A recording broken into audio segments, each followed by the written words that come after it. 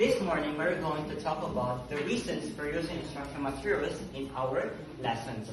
But before that, instruction materials are very important in our lesson. Do you agree with that? Yes. Yes, of course.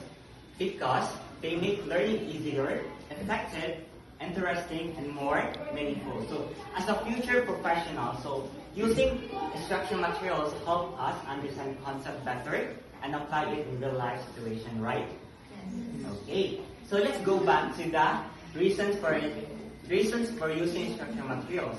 So we have here the first one is knowledge retention. So helps students remember important information. So when the students see and interact with the lesson, they understand and they remember the lesson.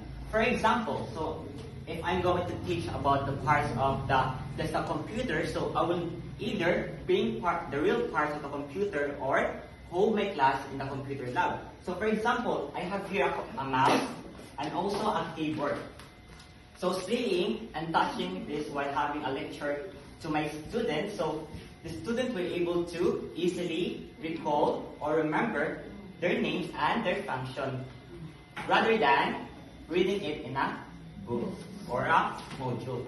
Okay, the second is attention and engagement. So capture and hold student interest effectively. So instructional materials